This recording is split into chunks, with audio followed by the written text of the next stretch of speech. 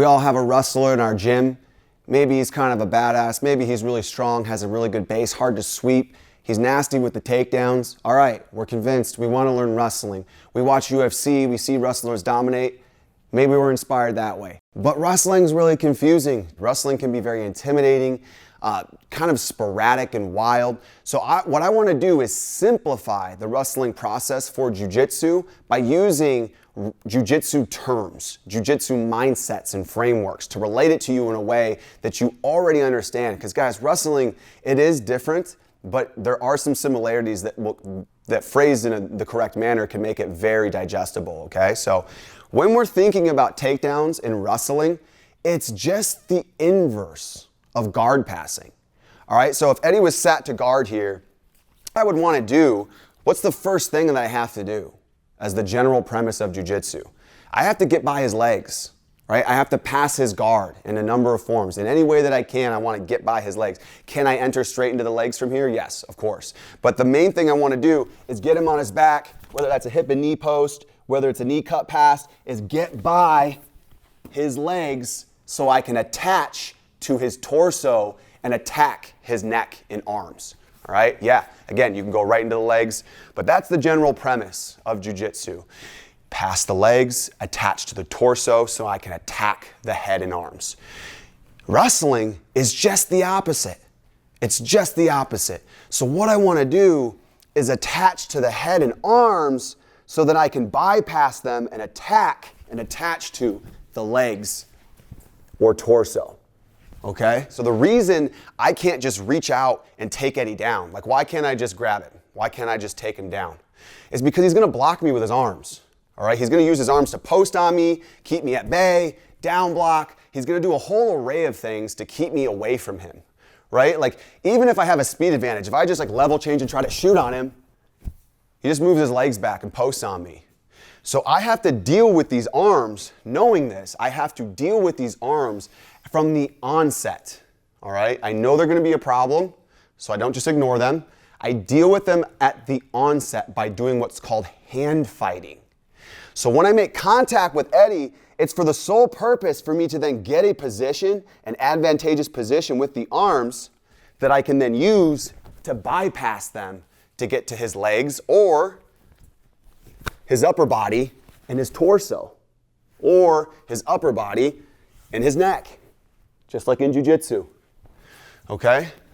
So just know that it's the basic premise of me dealing with his likely defenses from the beginning so I don't have to deal with them on my entry. And that leads us to our next subject is hand fighting. So if we want to simplify wrestling for jiu-jitsu, we have to know what hand fighting even is, all right? Hand fighting is just grip fighting on the feet, all right? So if we're back in that guard position, and let's say I'm in half guard, right? This is grip fighting, right? I'm trying to get this underhook, he's posting and framing. I'm trying to do a number of things here, right? I'm trying to deal with these arms because they're a defensive measure that's keeping me from advancing the position, right? It's the exact same thing. I'll go ahead and help you up. It's the exact same thing from standing, right? I'm dealing with the arms because I know they are a defensive measure from the hand fight, the grip fight, okay? So that I can then use them to get to his legs or his torso so I can pull him to the ground. We can parlay that into our next level of simplifying wrestling for jiu-jitsu, and that's understanding the takedown process as a whole. And understanding it as a whole just means understanding these three simple steps. And you already understand one, which is the grip fight. The grip fight is the setup of our takedown, all right? So the three stages of the takedown are just the setup, the attachment or the takedown itself, and the finish, okay? So our setup or our entry is taken care of with the hand fight, okay? Even if I'm faking from the outside and I'm not technically touching my opponent, this is a setup. I am fighting with my hands, even though they're not in contact with him. I'm getting him to react so that I can then bypass his defenses and get to my attachment or my takedown itself. So the attachment is what we generally associate as the takedown. So if I'm doing a head inside single leg on Eddie, I've now literally created an attachment between him and I, right? Where when I'm out here and I'm faking and I'm moving, I'm not technically attached until now. Now I've deliberately attached myself to him so that when I move, he moves.